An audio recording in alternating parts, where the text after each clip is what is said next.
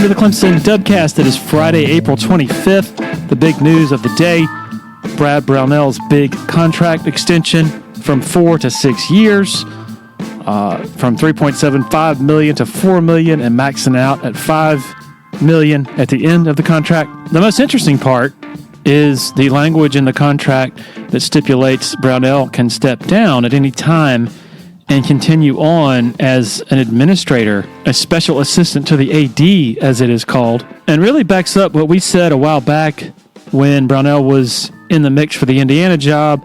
There were folks that were asking, hey, is he going to go?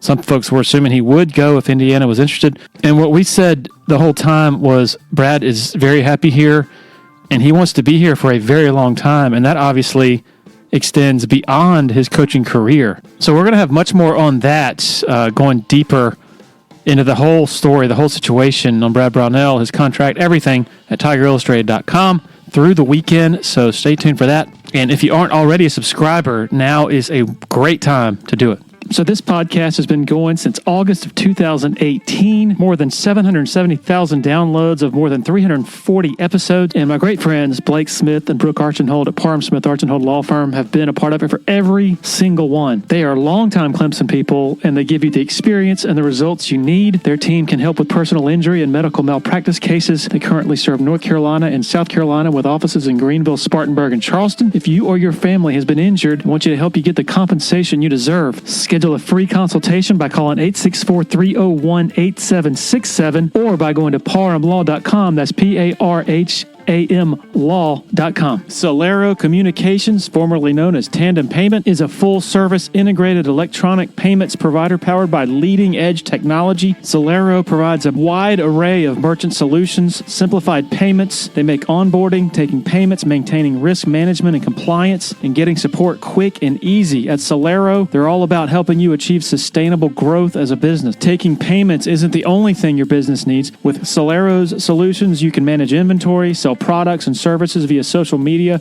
schedule staff, track sales, get reports, and much, much more. Find out more about Celero at celerocommerce.com. That's CELERO commerce.com. Another loyal supporter of the Dubcast is Blackacre Law Firm in Greenville, a subsidiary of Parham Smith and Archenhold. Blackacre helps South Carolina residents achieve their dreams of home ownership by providing experienced professional representation for real estate closings. Attention to detail is crucial in real estate law. Blackacre is committed to making sure nothing gets by them preparing residential or commercial closings. Blackacre also offers estate planning services for their clients in the Greenville area. Find out more about Blackacre at 864-326-3507.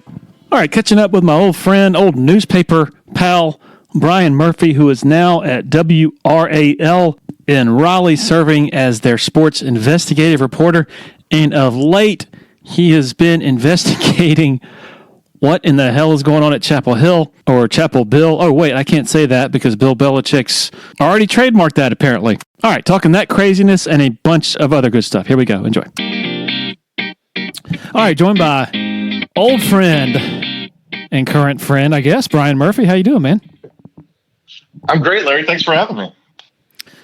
Absolutely. We got a lot to catch up on. I guess we can start, by informing the listeners of how old we are, how far we go back.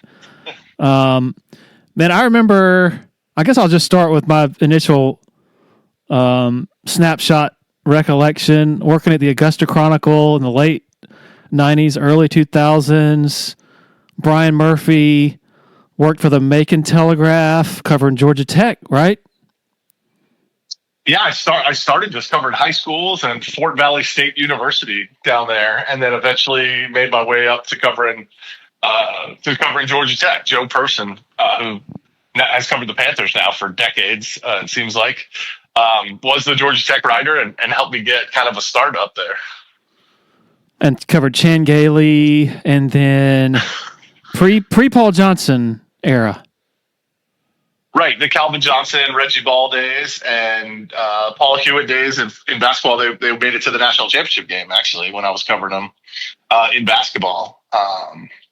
But yeah, those were great days. I mean, spent a lot of time in Augusta, got to know you pretty well, and loved covering the ACC and Georgia Tech, and I'd gone to Carolina, so that was sort of like the conference I grew up with. Was Clemson's current AD, Graham Neff, was he on that Hewitt staff? I think he was. As a GA, maybe. Really? Yeah, he may have. He may have.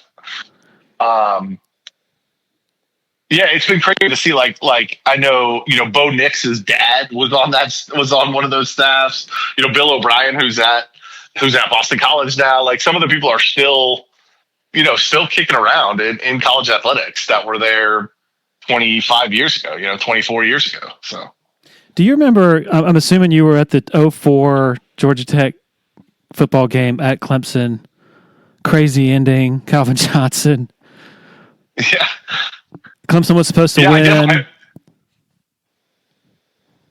I'm sorry. What I remember about that, and I may have, I think it's the right year. It's like, now we're really dating ourselves. Like, I had to file for deadline, and like the game kept, like there were like 4 different endings of it where I had to like constantly be rewriting, and I'm like, I think I ended up missing most of the end because my head was down trying to type, and then all of a sudden, somebody's scoring. Like, the picture I have in my mind is Calvin Johnson like catching a touchdown in like the corner of the end zone to like win it. And I may be slightly off on those details. Obviously, it was a long time ago, but yeah, I remember like just like in this panic of like, how am I going to file a story? Like, I have no idea what's happening. This game is too wild. I was with the Post and Courier at the time, and the fundamental lesson that I learned during that game, which should be self-evident, is you have to watch the game. I'll never forget. So it's 24-14. Clemson's up, and they have the ball, and they just have to get a first down. They don't get the first down. I think Charlie Whitehurst ran on 3rd down, didn't get it, and then they just have to get the punt off. Well, the ball doesn't get to the punter because the long snapper like dribbled it back. And then it's like, oh crap. And then I'll never forget. It's like, it was a night game, 8:00 game. And it's like 11:50 or something like that. And a lot of folks after the game ends, a lot of folks had already headed down to the press box. And I'm literally trying to find somebody in the press box near me who can tell me what just happened so I can hurriedly write my story and send it in before I go down to do interviews. Just an unforgettable, maddening, one of the most maddening evenings I've ever had, and a situation that I don't miss no longer be in newspapers. Yeah, I've had several of those, but that one definitely stands out because because it was at Clemson, because it was Knight, because it was Calvin Johnson, who at the time was one of the biggest stars in college football, and just the like franticness of it. Like, people still remember big tests or whatever they had to take, but for newspaper guys, I think you remember like the deadlines that you either missed or barely made, or like that cost you years off your life. And then you went on to the Idaho Statesman, covered really like the ascent of the Boise State football story. How many? Can you refresh me on how many years you were there? I know you were there for all the Oklahoma Fiesta Bowl and all that. The whole most of that rise to prominence, right? Yeah. Another night that took years off my life. That game, that was an incredible game too. Probably the best game I've ever covered. So I went out to Boise in late 2005, like December of 2005, and Dan Hawkins left Boise for Colorado like days later. And so Chris Peterson was hired as soon as I started. And I was the columnist at the Statesman from the entire Chris Peterson era and the first year of the Brian Harsin era. And so they went to 3 Fiesta Bowls, the Oklahoma game, which, everyone remembers. They beat TCU a couple years later with Kellen Moore at quarterback in that game. And then in Brian Harsin's first season, they actually beat Arizona in the Fiesta Bowl. So they had won their first 3 Fiesta Bowls. I was there for all 3 of them. At a time where I don't know how many of the listeners have been out to Boise or know that part of the country, but Boise was booming, still is in many ways. And Boise State was this team that had a ton of success. Like, They'd had success at the Division II level, the FCS level. They'd had success even at the FBS level, but certainly took it under Chris Peterson, took it to a whole another level. I mean, they came in and beat Georgia in Atlanta badly. They beat Virginia Tech in Maryland. They beat Oregon. I mean, they won lots and lots and lots of big games. Obviously, had Kellen Moore at quarterback, who is now the head coach of the Saints. Which also makes me feel old, but it was a great time to be out there. It was an unbelievable story to tell about that program, and 20 years later, that program is still, a trend-setting program. It's pretty incredible what they've been able to do. When you're covering Georgia Tech in Atlanta for a paper that is not in Atlanta, the Macon Telegraph, I'm guessing it's not as easy to develop relationships and such, just because the people you cover probably aren't reading you first thing every morning in the paper they pick up. Obviously, a lot different in Boise when you're not only in that town, the paper of record, but you're the columnist for that paper. What was that like, just the difference in being sort of center stage as the one of the main voices covering Boise? Is there a lot of extra pressure there, I guess? Yeah, it was certainly a profile change. I mean, to go from, let's be honest, if you're getting your Georgia Tech coverage, you're probably not getting it from the Macon Telegraph. Although, at that time, the Macon content would appear in Augusta and all over the state. We had all these content sharing arrangements, but not the same. Clearly not the same as when you have your picture in the paper as a columnist, 4 times a week, 3 times a week, and you're at every single Boise State game, home and road. You live right there. You see people out at restaurants and wherever you happen to be. People are talking to you about it.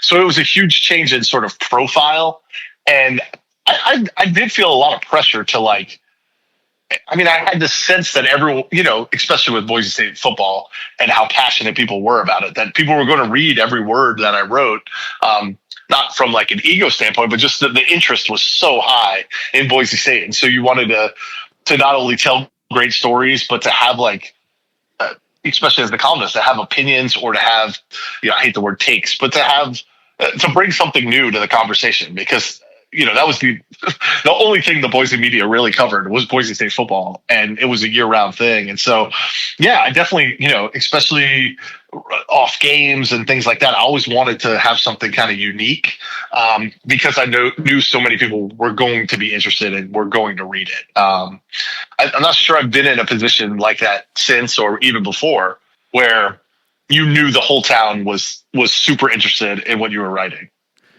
When you have a team that is doing so well and just breaking so many boundaries and it's overwhelmingly positive, how do you find, pockets of, I guess, scrutiny? Because you feel like it's your job to tell the whole story, but it seems like looking from afar, there wasn't much negative going on during that time. Can you maybe explore that a little bit?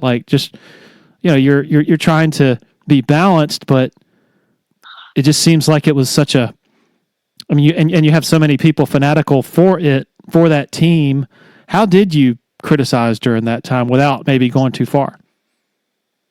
Yeah, for example, they went 50-3 when Kellen Moore was the quarterback. That's crazy. So there's just not a whole lot of, and that doesn't include, the 13-0 they went in Chris Peterson's first year.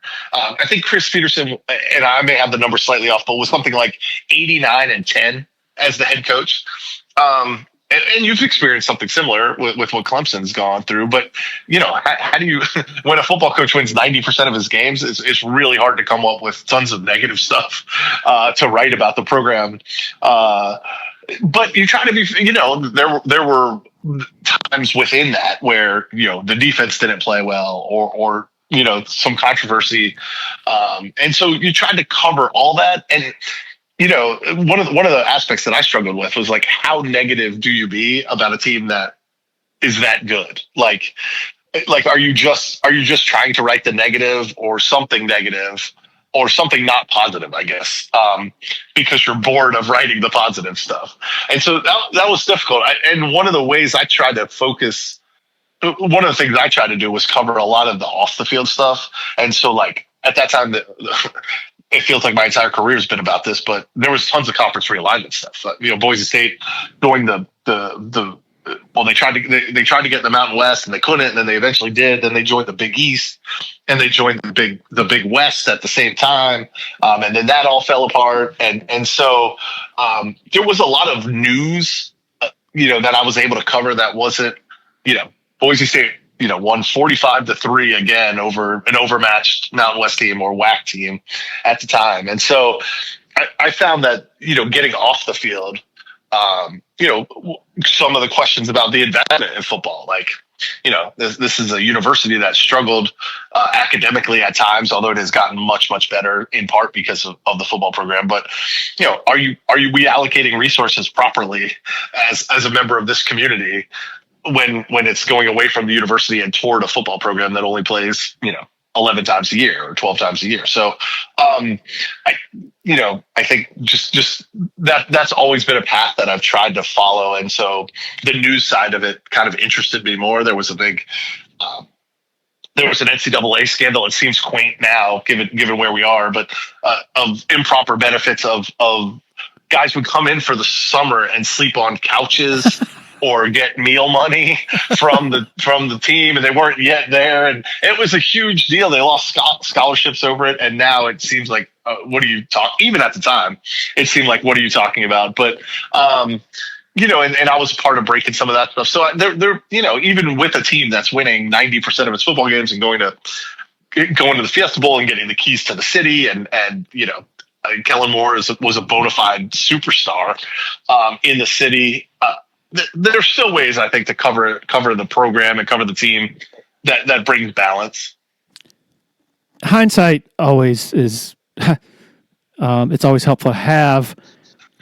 But as you look back, as somebody who covered the structure of things back then, are you like, gosh, I feel kind of stupid? Because, I remember writing about, or as a wannabe Bulldog reporter, you're trying to make a name, you're covering a beat, and you're like, ooh, man, if I find out about this local bar and grill giving free burgers to football players, I'm going to blow that wide open, and it's going to be a scandal. That just seems so ridiculous. It is so ridiculous now, but should it have been considered ridiculous even then in hindsight, or were we merely covering something that's covering the structure of what existed? It was we didn't make the rules that were, could have been being broken, whether it's sleeping on a couch or tattoos or free burgers or whatever.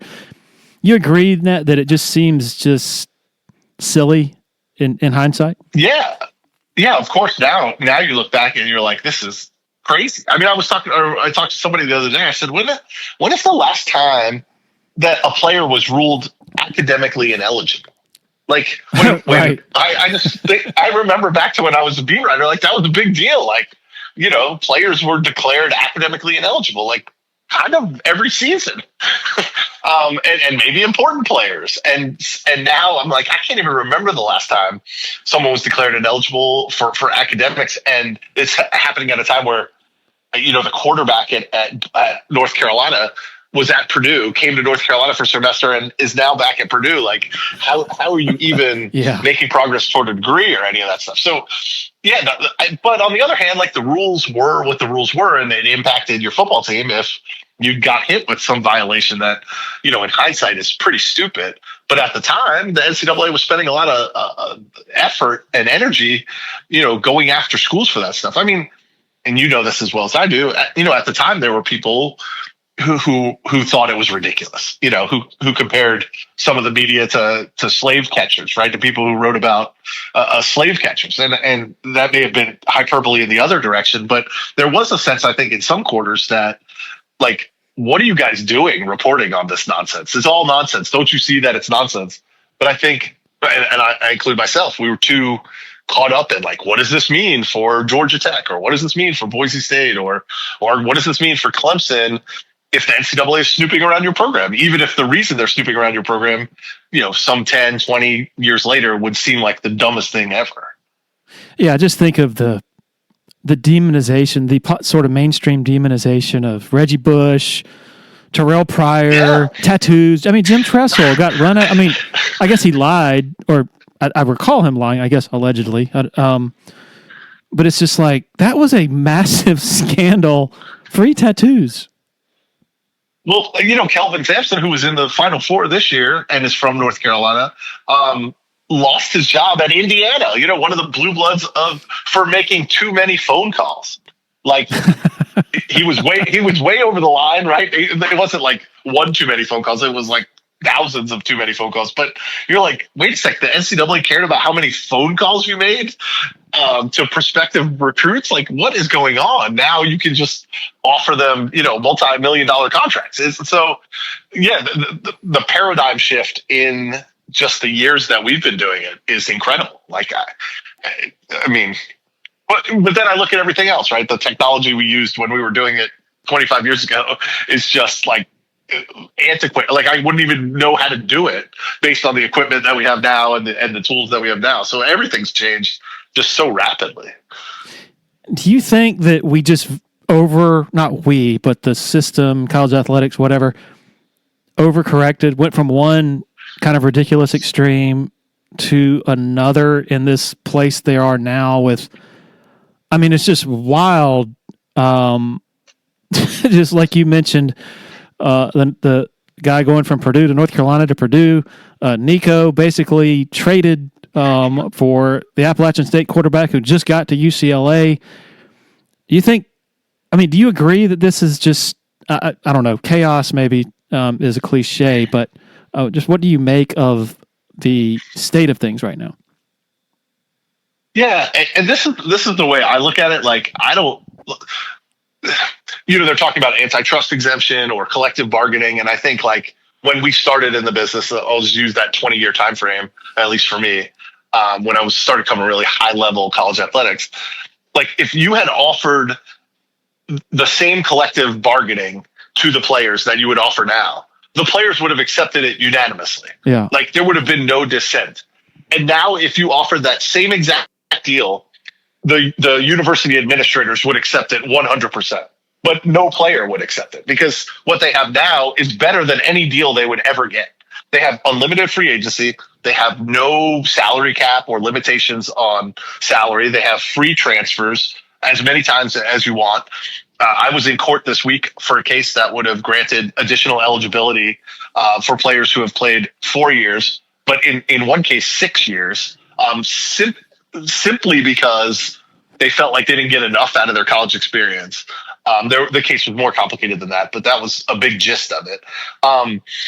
So, whether I think that the pendulum swung too far or not, I think it's obvious that the people who once had control of the whole situation now have zero control. And the people who used to have zero control, these players who were, their lives were ruled by this NCAA that set all the rules and had ultimate authority, now really has zero authority, and they can do whatever they want for better or worse. And so I do think at some point you would think the pendulum will swing back and there will be some new normal. But that new normal seems to get shattered every single day with a new story, whether it's the Nico story or, the House settlement or this case out of New Jersey, which may do away with eligibility requirements altogether. There's just so much happening so fast that I think the players certainly have the upper hand right now. What do you think about the way this has been sort of handled or treated in the media conversation?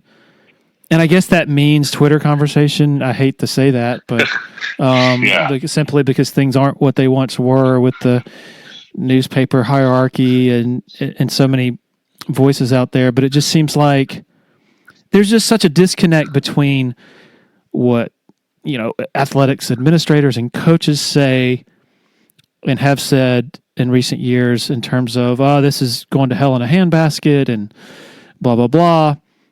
And what some of the media voices have said, I remember when NIL first came about, I mean, it was basically like the stories, a lot of folks in the conversation, media folks were like, relax, this is just players, getting a little extra cash for their name for, endorsing a burger joint or something like that. This is not pay for play. But you had people at the time who were like, get real. This is not, you really believe this? You really think that this is not going to be taken advantage of and turned into pay for play in very short order? What is the equilibrium there? Because I know where I stand on it. I'm pretty middle of the road, but it's still difficult as you're trying to assess the conversation to really, I don't know. I don't know if the media folks, I don't know if that part of the conversation has done a very good job of it. Is that fair? Yeah, I mean, and I'll put myself in that category. Like, I was all for, like, yeah, these everyone else in America has access to their name, image, and likeness. This is simply going to be, I go back to the Kellen Moore example. The guy was the king of Boise. Like, he would have endorsed car dealerships and burger joints and gotten paid to sign autographs. Like, what could possibly be wrong with that? So I will admit that I did not foresee what it has become, what it became very quickly. Like, I thought there might be like a period of time in which it was just what we thought it was going to be, actually getting paid for the use of your name, image, and likeness. So I fall into that category. Although I think I realized pretty quickly that, now I see what's happening. But yeah, I think, and I see some of it on Twitter where, God, I hate that I spend as much time as I do there, but, fans, like, just average fans are like, start to blame sports writers, right? They're blaming some of the voices that were out there calling for this stuff. And I don't know if anyone was calling for what we have now, but certainly people were out there calling for more freedom for players, more compensation for players, a different playoff system, which I think people because the transfer portal and NIL and the changes to the college football playoff all sort of happened at the same time. I think a lot of people conflate all those issues together, and conference realignment, which, let's be honest, that's a big part of this too. All happened kind of together. I mean, as I'm sure the number of people who talk about the transfer portal and NIL as one thing together, when they're totally different, or they're certainly related, but they did not spring up at the same time. I think so. Some fans, I think, blame the media for, like, you guys put for this and now we have it and this sucks. And I don't blame them in a lot of ways. Like, I think for an average fan, like, I live here in Raleigh, Durham, right? College basketball is king. NC State has like 3 players on its basketball team right now. North Carolina's lost its entire starting 5 from the end of the season. They're all gone. They're either in the portal or going to the NBA. Duke last season brought in an entire new team. And so I think there's, I think fans, in many ways, and I think obviously Dabo and Clemson have done something pretty remarkable in this era with continuity. I think fans just have whiplash, and they're like, what's happening? Like, I used to like the fact that I knew the guys on the team, and now I have no idea who's on the team. I have no idea if we're going to be good or bad, or, and I'm hearing about players making $3 million and Bill Belichick's getting paid $10 million. Like, I do think there is concern, and now certainly we haven't seen it in television ratings and interest, but I think there is at some point a concern that, like, the fan base gets turned off in such a way that they kind of just throw up their hands and give up on some of it. And I don't know if we're close to that point. Maybe we'll never reach that point, but it does feel somewhat overwhelming in talking to just sort of average fans, people who care about their team a lot, but don't follow the ins and outs like we do every day. I get this sort of fatigue of, like, you want me to give more money? I already pay for season tickets, and I already pay for parking, and I already pay to be in the booster club, and now I have to give more money. I had a conversation with some NC State, big, huge NC State fans who were like, yeah, I'm not sure I'm going to give to NIL, like, on top of all the other things you're asking me for. And so I do think there's some concern that, like, the pendulum has swung so far, and the media is, I think your question was about the media. Sorry, I've gone off on a tangent. Great answer. But that the media is viewed as sort of complicit in the whole thing. And I have seen some fans, and not the majority, obviously, just kind of throw up their hands and, like, yeah, I'll watch the games, but I can't it's too much. It's too much. I mean, the media was a part of it, but that's a stretch to blame. I mean, Dan Wolken didn't have anything to do with it. Was lawyers, right? And it was coaches. It was the power schools lapping up the extra money that was coming in and paying their coaches $10 million a year. And Jimbo Fisher, like, I never heard. Go ahead. Well, yeah, and building, barbershops and water slides in the middle of their football facilities because they had nothing else to do with the money. Yeah, they had to invent new ways to spend the money.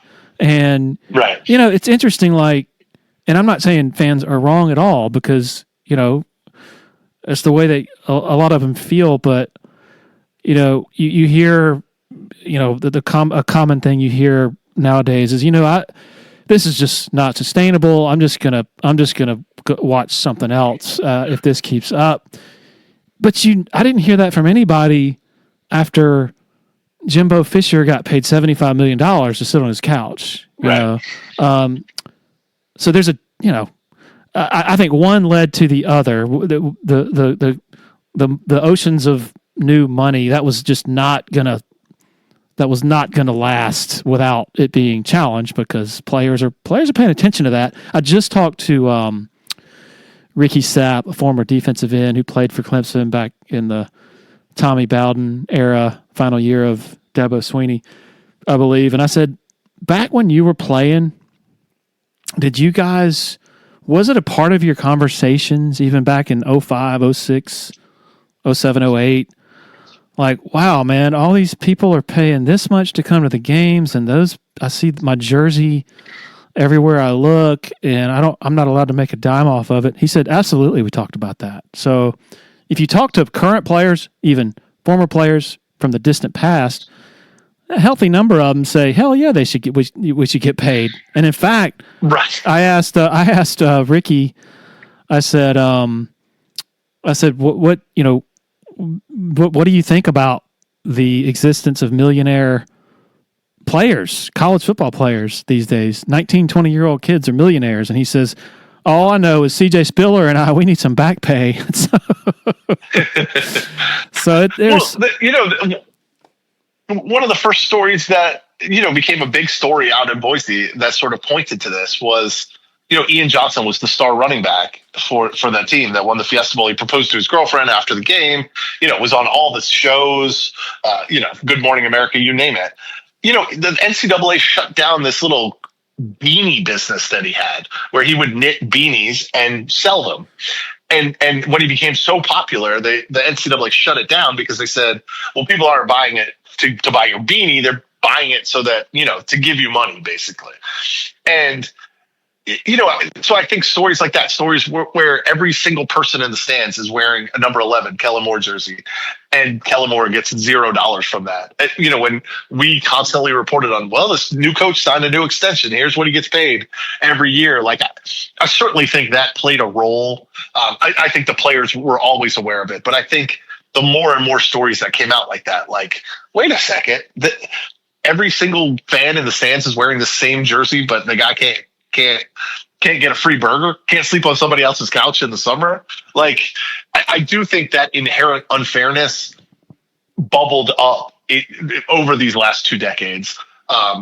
It's probably always been there, but I think that there were more and more stories about it and more attention paid to, and to the media question you asked, like, the media, I think, eventually said no. The vast number of sports writers eventually said, hey, something's wrong here. This system is broken when Jimbo Fisher can sign for $75 million.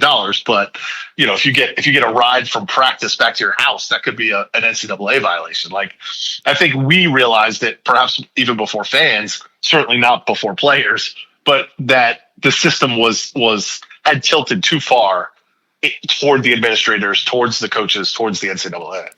Another popular media thing that I heard that you've heard in recent years is, oh, it was the same thing all through the years. It's just now it's legal. No, that's just not.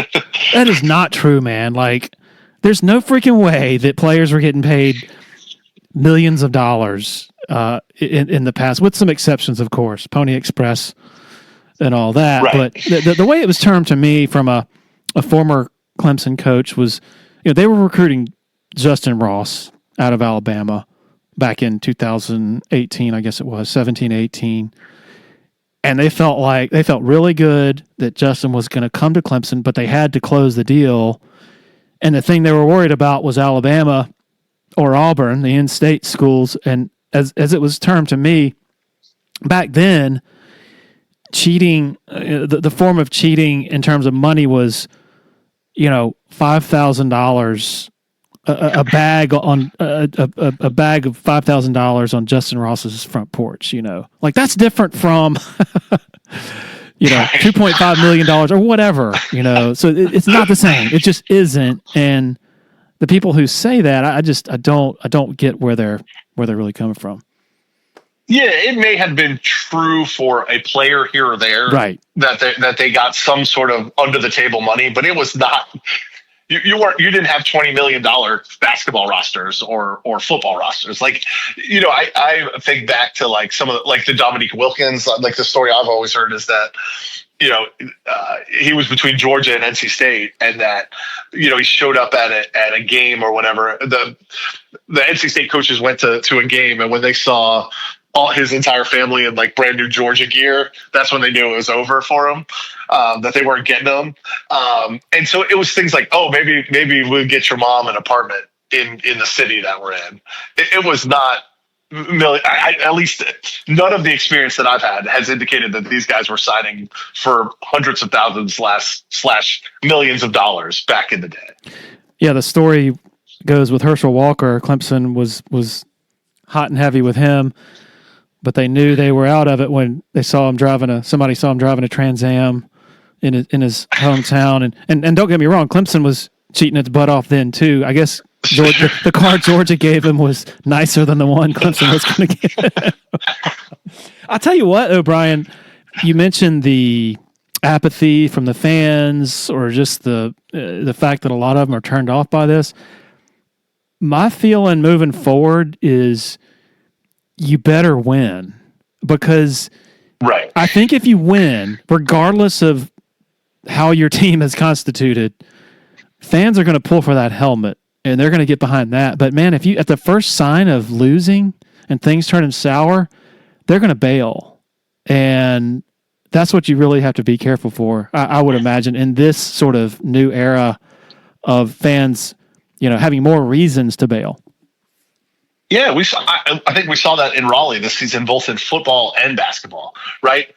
NC State signed this, I don't know the right word, but it's highly recruited, highly touted transfer portal class. In the end, it was all skill position guys. So it was people that it was players that fans could get really excited about. Noah Rogers at wide receiver, Hollywood Smothers at running back, Grayson McCall at quarterback. Like, they weren't adding depth along the D line. They were adding, stars, guys that people knew. And a lot of them were from North Carolina. And then at the end of the year, they're playing Carolina in the final, UNC in the final game to get bowl eligible. And I feel like the fans really turned on that coaching staff. Like, after hearing all year, at ACC Media Days, Dave Doran's talking about the new playoff gives us a chance. We can be one of the top 12 teams in the country, yada, yada. And it was different than regular hype, preseason hype, because they had added all these guys, and their NIL had spent a lot of money. Their collective had spent a lot of money. And I felt like fans turned much quicker on that team than they would have maybe normally. And then I think we saw the same thing in basketball, right? NC State went to the Final Four. They thought they had spent well in the transfer portal.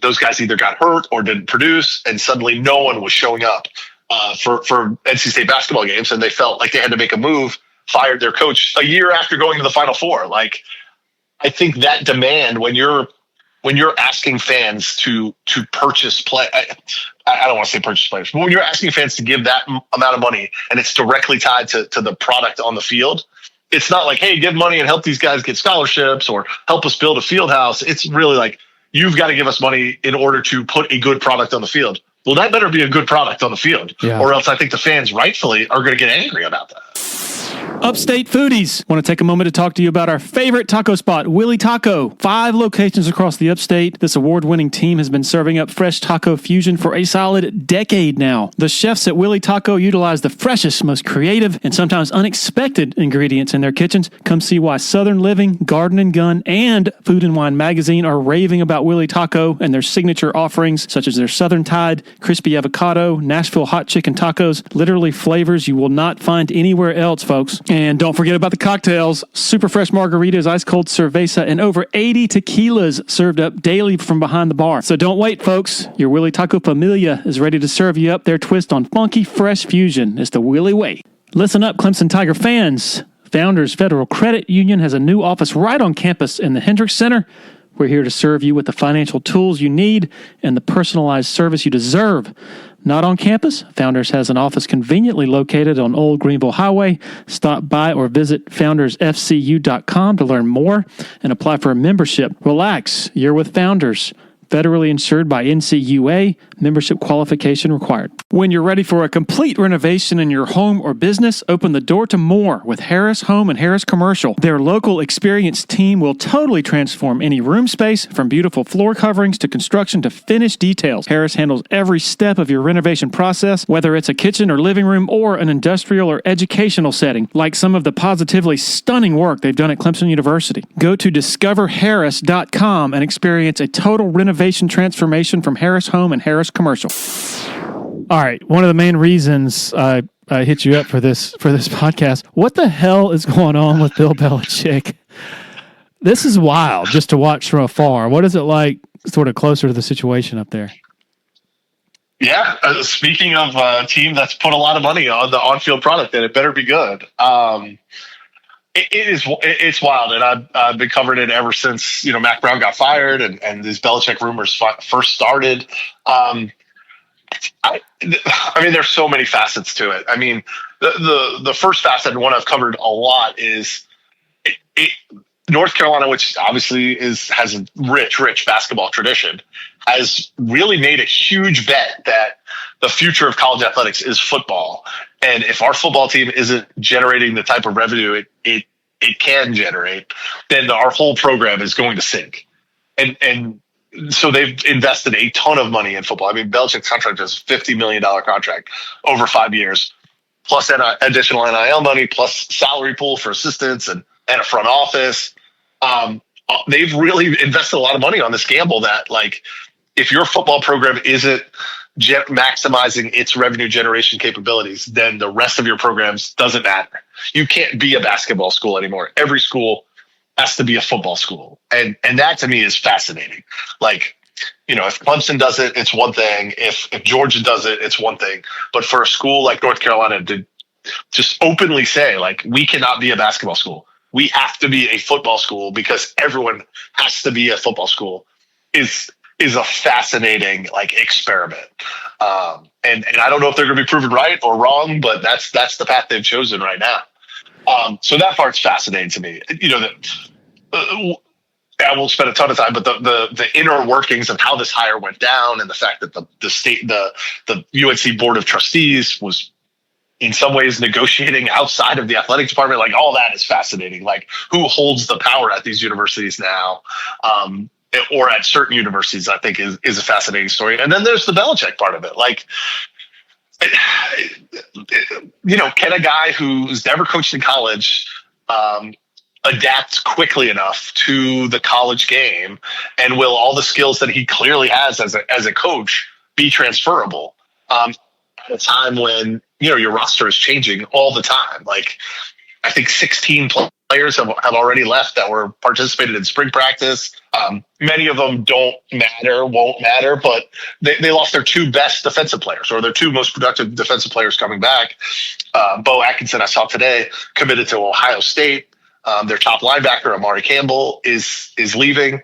They don't really have a quarterback, although they signed one out of South Alabama, who presumably will be the starter. Like, can Belichick is he a good enough coach to pull all this off? And then you add in all this, like, he basically hired all of his friends and buddies. Mike Lombardi, 2 sons are on the staff. They had all this money to hire staff, and they hired, guys who'd been out of work, guys who'd worked in the NFL, guys who'd been like offensive assistants or defensive assistants, not like analysts, not like they didn't go steal somebody's star defensive coordinator or star offensive coordinator. And then you added all the girlfriend stuff, which is a fascinating part of the story. Like there are so many layers to this. And at first I thought it was going to work. I was like, look, more college football games are lost than are won. And if you have a coach who can cut down on the mistakes, play, really coach up a team, I think it can make a huge difference. I think the variance of coaching in college athletics is, there are some unbelievably phenomenal coaches. And then I think there are some coaches who fill jobs, right? Because every team has to have a coach.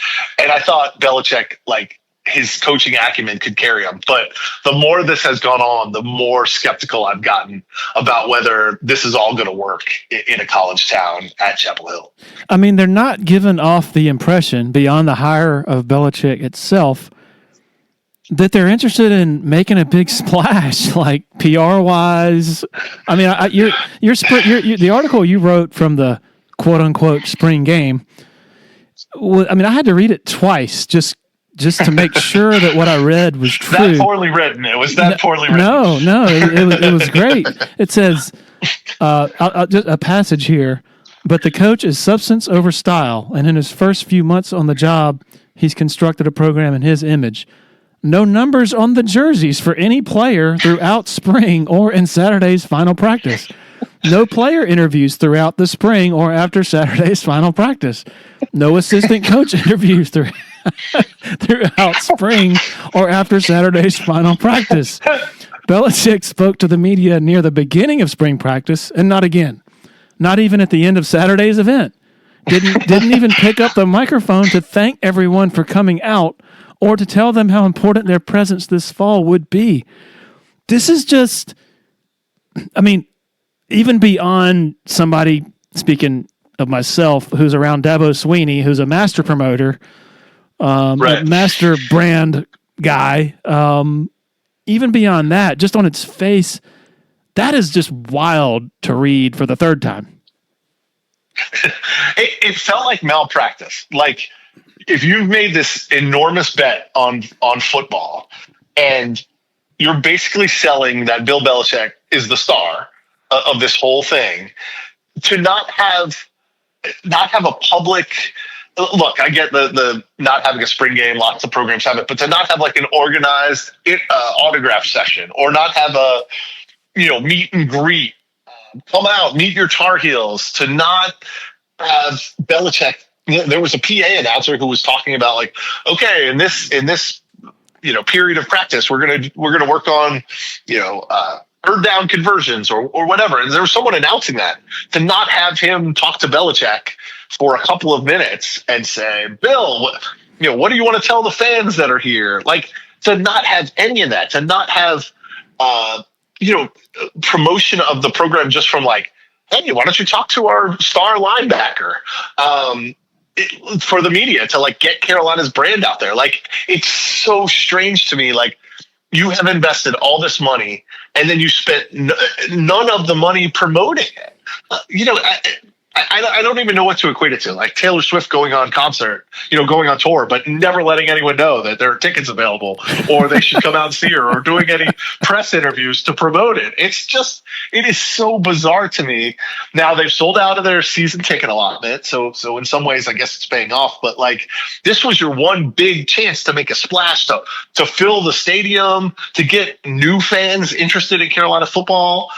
And none of it happened. And you're just like, was that Bill's choice? Was that Bill just saying, no, I'm not going to do any of that stuff? Or did the athletic department just whiff?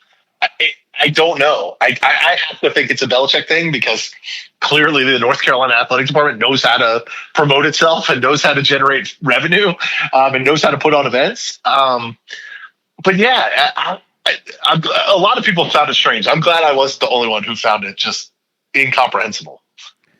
So your job doesn't entail covering North Carolina on a daily basis. You do a bunch of other stuff, but I cannot imagine what it's like to cover that to try to, you have to write stuff every day. What do you, when there's nobody to talk to, not even the head coach is talking, what in the hell do you write about if you have to cover them every day? Yeah, and we've talked a ton about the changing media landscape or the changing landscape and its impacts on media. Like, the sites, that's, and I know you've worked for one for a long time. I mean, they were unbelievable. The guys who worked for Inside Carolina and Tar Heel Illustrated and those, in knowing who the guys were, they were like, oh, this is the first team offensive line. Even though they did not have numbers, they were like, oh, that guy has a tattoo on his upper arm. I remember interviewing him last year, and that's definitely this guy. And I was like, man, you guys are way better than me, plugged in. But yeah, I don't know what. I mean, thankfully, the transfer portal they write about it every day, guys coming and going. But I don't know. We have no idea what offense they're going to run. No idea what defense they're going to run. I mean, I guess you can go back to whatever Stephen Belichick ran at Washington last year. But the grist of that keeps the trains moving. Like, you're getting none of that. So I'm not sure what anyone's writing about on a day-in and day-out basis. Yesterday, all the media showed up because Belichick was going to speak at this press conference, Carolina. And now this is, I think, directly tied to Bill Belichick being the head coach of North Carolina. They're going to go play TCU in Ireland to open the 2026 season. Would Carolina have been as attractive to the organizers if they did not have Bill Belichick as their head coach? I doubt it. Will Bill Belichick even be the head coach at North Carolina to start the 2026 season? I don't know. But all the media showed up because it was like, well, if Belichick's going to be there and he's going to speak, then we better be there and hear what he has to say. And so it's a really, I mean, it's so bizarre because everyone feels like they have to be at all of his public appearances because he doesn't make a ton of public appearances where he's speaking. But on the other hand, he doesn't really say anything. And so, but everyone's looking for the content. So it is a bizarre situation. And you mentioned I cover a lot of different things, a lot of off the field stuff. I don't cover tons of games anymore. But I think I'll be at every Carolina game that I can get to because this Belichick story is so fascinating. So how was yesterday's press conference? It was good. Like, Bill turned on the charm. It was, all the questions were directed to him and or the athletic director. But Belichick talked at length about, he said, I've been in 12 Super Bowls and those games are obviously very memorable, but, international games have been super memorable. And then tick through like all the international games he participated in with the Patriots and the fact that they, once had to practice at a cricket field in London, or they once practiced at like the public Hyde Park in London, and how it was the craziest practice he's ever had, and all this stuff. And it was like super compelling. Like, it was Belichick talking football, talking shop, but they made it clear they only wanted questions kind of related to the game. So there wasn't really the forum to be like, hey, your two best defensive players are in the portal, or hey, you just got this South Alabama quarterback out of the portal. What does that mean? Like, so there was really very little football talked and more, what's an experience like this mean for program building and some of that stuff. So it was good. Like, it was Belichick, giving you cool stuff from his life and his career, but it was not, didn't feel like a promotion of UNC football or what the product's going to be, on the field here in a couple months. All right. So just give people a window into, you said actual football questions were discouraged. How? I mean, are the PR people like, hey, Coach Belichick only wants to talk about this game and nothing else? Like, how does that happen? Just the process. Yeah. I mean, and this, right? We talked to the athletic administration folk about, like, I mean, I think the first question everybody has is like, hey, we're not just coming out here to hear from the Lord Mayor of Dublin, right? Like, we'll have a chance to ask questions. And they're like, yeah, but we prefer them to be about the game. Let's try to keep them focused to this. And then Carolina's play-by-play guy, was sort of the MC of the whole event and said, oh, we're going to open it up for a couple minutes of questions. And, we'd prefer that they be on the topic of this game. So, it wasn't like a scolding. It wasn't like, don't you dare ask anything about football. But it was made pretty clear that, like, hey, we've got all these people up here. Let's keep it to kind of Yeah, and so I think my question was about, and you had to be called on and all that stuff. So it was a pretty formal event. My question was, hey, both to the athletic director and the chancellor, you both have said that you're betting on football. You're betting that this investment is going to pay off. Like, one, how have you seen that work so far? And two, is this game, the fact that you're going to Ireland to play in a standalone week 0 game, a result of that investment of hiring Bill Belichick? So, like, it wasn't directly tied to the game, but it also wasn't, hey, coach, you lost your 2 best defensive players, or you don't have a quarterback. What's going on? So, you've been in these settings where, I could have asked a football question and probably gotten hey, we're just talking about the game. We're just talking about this experience today. And so which is better? Is it better to get an answer about a question that you have, a legitimate question, or is it better to try to ask a football question? So when you write your article about the spring semi-game, whatever, the pro, practice like a pro, whatever they... Practice like a pro, Practice man. like a pro. As I wrote in there, it had all the excitement of like a week 4 NFL practice. Yeah. When you write that, it's clearly, you clearly are scrutinizing and skeptical of the whole endeavor. Did you get any like blowback from folks with the program or with UNC's communications, or does Belichick and the people around him, do they even care what people write?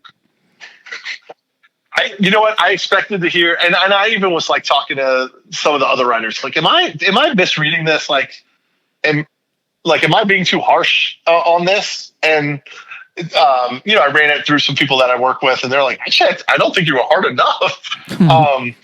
And so I thought maybe I was going to get some calls, and I have really good relationships, I think, with a lot of people over at Carolina.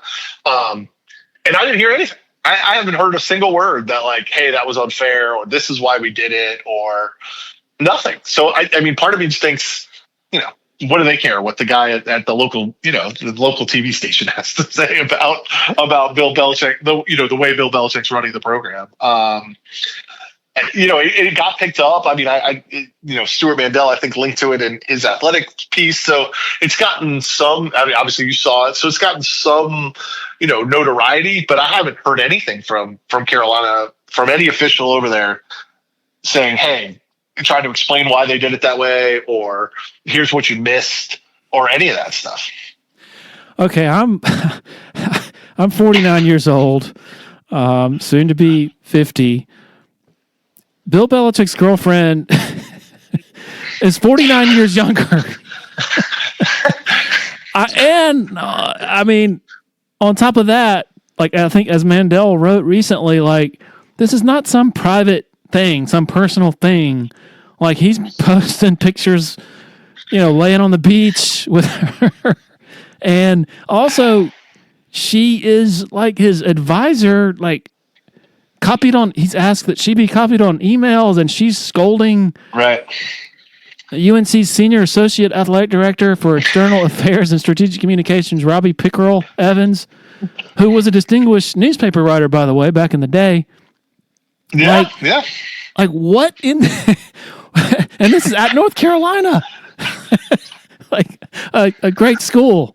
And one, the wine and cheese thing. And this is going on. Like, I just almost can't believe it. Yeah, one of the questions that I have, and maybe someday I'll get answered, is I think the administration knew there were certain things that were going to come with hiring Bill Belichick. You were going to get the Michael Lombardis, you were going to get his sons, you were going to get, we're on to Cincinnati. But I'd love to get some truth serum in them to know you are also going to get a 24-year-old girlfriend, very public girlfriend, who has to be CC'd on every communication and has trademarks for 12 or 15 businesses that all seem somehow tied to Bill Belichick, and maybe as a result tied to North Carolina. She was at the spring game, spring practice, not hiding that she was at the spring game. In fact, at one point early in the event, she went out there and it appeared to be like miking Belichick up. which isn't that surprising, right? We get all the coach, this audio that we're not privy to, and then they release it, from the school perspective. But there are lots and lots of people who work for the school's audio video team and social media channels who produce that stuff. I don't think it would fall to her job description to be the one going out there and miking him up or changing out a mic if it was having some technical problems. Like, she just has made herself very public in this role. And I think, I just don't know to what end. I mean, that's the giant question that I have. Like, is she his publicist? Are they creating content together? I mean, obviously, her Instagram feed is now like a must follow if you're trying to cover the team. It's so, one of the complaints that she had, you referenced, and I have those emails. She was complaining that someone on, Carolina put out something about Bill Belichick on its Twitter feed. And one of the comments talked about Bill Belichick being a predator because he's 73 and he's dating a 24-year-old. And she, not the most diplomatically way, it's like, does UNC condone Bill Belichick being called a predator on their social media account? And it's like, come on, like, they're not. And to Carolina's, credit, I guess, they said, look, we monitor the social media feed, we monitor the replies. I'm sure like every school in the country does. And when we saw it, we deleted it and blocked that person or whatever. But like that's, you're digging deep into the Twitter replies to see what they're saying about Bill Belichick on a standard North Carolina, like, hey, promotional football tweet. Like, that's that. I just don't know what to make of it. I'm not sure anyone around here really does. Just the other day, they were at, Belichick went to the Carolina Hurricanes playoff hockey game, which Will Wade, who's the new head coach at UNC, at NC State for basketball, was at the game too. Like, hey, that's a normal thing you would do to get your face out there. But Jordan was right there. Jordan Hudson was right there next to him at the game, taking pictures with him. It really does feel like a package deal in a lot of ways. He got booed, right? He got booed. The Hurricanes fan base is strange because you would think everybody who lives around here is a Hurricanes fan, and that's true for the most part. But it is, they share a building with NC State. They're very closely tied to NC State in many ways. When they held the outdoor game, they held it at NC State's football stadium. So the crowd does seem to be pro NC State and sort of anti UNC in many ways. And so, you have daughters, roughly the same age. Like, the whole thing is so bizarre. And I think most fans do too. Either they have a daughter or a granddaughter or nieces and nephews, nieces that age, and cousins, whatever. Like, I just think that part of the story has been so hard for people to wrap their head around, and like, including myself. Like, how much should we cover her? Like, how much? Is she now a public figure in the sports world? Like, it is, and you don't want to be, derogatory. You don't want to just like, but how do you write that she's his 24-year-old girlfriend without it sounding like you're being, misogynistic and like, speaking down on her because of her age? It's like a really complicated question. But if she's being CC'd on all of his emails and serving as publicist, then is she a public figure? Like, it's very. It is a really interesting, like, media issue, but also a really fascinating, like, social experiment issue. I mean, I'm just trying to picture Dabo's wife, sending emails to Clemson's communications people saying, I saw a comment on Twitter that said Dabo was a clown, and that we can't. I just can't. You can't even fathom that. And Kathleen's, right around Dabo's age too, by the way. But right. Just it's bizarre. I don't. The one unsettling thing to me is it's just yet another illustration, I think, of college football coaches. They don't have a boss. The AD is not the boss. The university president or the trustees aren't some of these guys' bosses. Like, they lead almost by divine right. It's like a monarchy. Like, nobody can question them but God. I mean, that's what it feels like. And it's just kind of a little bit unsettling, and maybe a part of the reason why we're sort of in this overall mess. Yeah, I'm trying to find like an analogous situation to it. It seems so unique, so one of one. There's always been coaches' wives who played a big role, or Nick Saban's wife or whatever, but not in this, like the supportive wife or someone who has great relationships with the players. I just really struggle to think of an example where they're serving as their significant others, serving as their publicist, their enforcer, in some ways like a gatekeeper. It's just, I think it's going to be one of the other there's so many levels to this Belichick story, but the girlfriend one, and it's really captured the fancy of everybody. She was at the spring game and everybody was talking to her. There was just a line of people to talk to Jordan Hudson on the sidelines and take pictures with her, take selfies with her. So I don't know. That part is so fascinating to me.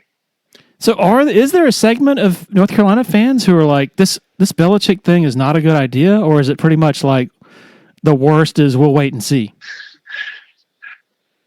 I think I don't think anyone's publicly, at least the fans I've talked to are more like, let's wait and see. Look, I don't know if you've seen their schedule. It is the softest possible schedule you could ever have. They do play Clemson, but they play TCU and they play Central Florida in the non-conference. But as far as conference games, you could not ask for a better, easier path. Outside of Clemson, they don't play Florida State, they don't play Louisville, they don't play Miami. I don't think they play Pitt or Georgia Tech, which have given them problems in the past. It is Virginia, the local Carolina schools, Stanford, Syracuse. It is a schedule set up for success. And so I think some fans are like, well, look, it's Bill Belichick. He knows how to coach a football team. Look at our schedule. Maybe we could put something together. Why can't we be SMU this year? And so I think for now that, they haven't lost. They're undefeated, right? And so for now, I think but I do think there are some warning signs that people have picked up on, and where are the players? Where are the 5-star recruits? Why are we getting guys from, Holy Cross? And why aren't we getting transfers from Clemson or from, big SEC schools? I think, and I think there's some concern over the coaching staff. Where's the big name coaches that, you have a $10 million budget for these coaches? How come they're all guys who are out of work or analysts? So I think there have been some warning signs, but I think for the most part, fans are, hey, it's Bill Belichick. We're going to let him coach one season. We're going to see what he can do. Right. So, and I guess we'll see. The season isn't all that far away. Hopefully they'll have to wear jersey numbers when the season does start, but, well, will they wear them in fall practice? That's my question. Or is it the first time we're going to really know who the people are out there is going to be that Labor Day night against TCU. Brian, you've been very generous with your time. Really, really appreciate it. Going to be fascinating to watch one way or the other. Hey, well, thanks for having me. I appreciate it. I hope I didn't ramble on too long about nonsense, but these are super interesting times in which we're all living and working. All right, great stuff there from Brian, a fellow newspaper survivor. Finding a way. We all had to find a way amid the decline, some say collapse of newspapers. He has a really interesting job because he covers so many different things up there at WRAL. I urge you to go to WRALSportsFan.com and check all of his stuff out. You can also find him on Twitter at Murph's Turf, MURPHSTURPH. Really appreciate the support of our sponsors for continuing to help make this happen. And also, great thanks to every single one of you for continuing to hit that play button every week. It is greatly appreciated. Cheers.